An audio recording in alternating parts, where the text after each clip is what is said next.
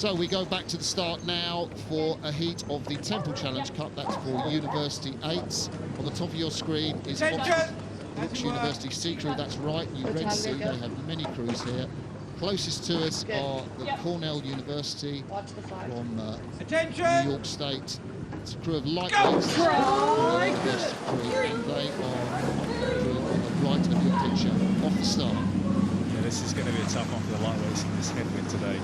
You know, Brookes have a huge depth of talent in their program, and that's why they've got this sea crew racing.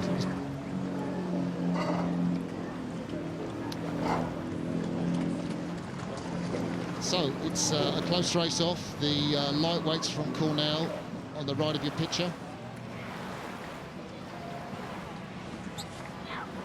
And that's the thing, in that first set.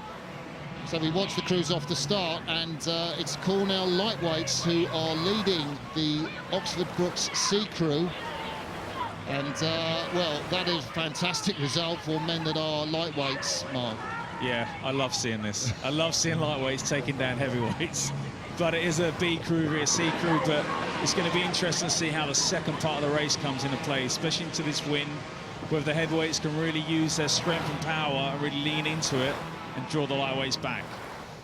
Okay, so the time you can see there, 3:24, that indicates how quickly they got to the halfway point, so probably just something under 7 minutes. There are the men from Cornell University.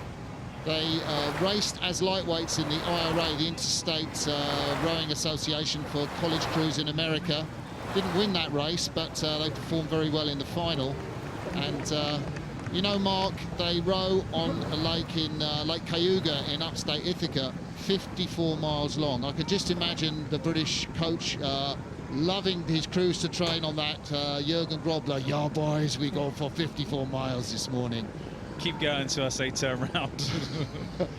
But no, Cornell came to the regatta last year, and I remember speaking to their coaches about the footage from the regatta, how their alumni were enjoying watching the regatta so much, and you know, that's why they're back again this year. They really enjoyed it and they want to support it, and you know, it's making Henley even more special having all these foreign crews come across every year. So the race by no means over yet. The lightweights from Cornell University, New York State, America, they have just over a length's lead, but Oxford Brookes and their coach, well, Henry Balash-Webb, of course, does so much with the program there.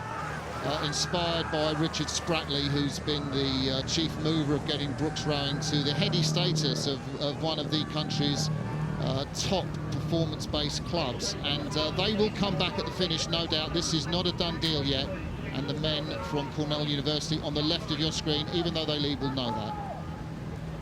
Yeah, and the lightweights are moving really well there. They're just ticking along, making sure they keep the distance in front of the big guys that will start to chase them down in the last couple of 100 metres, I'm sure.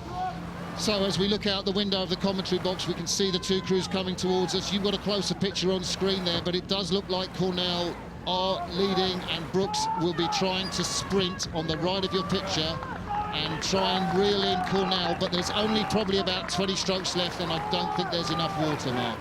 Yeah, and Cornell have done a really good job there, getting in front early on, maintaining their lead.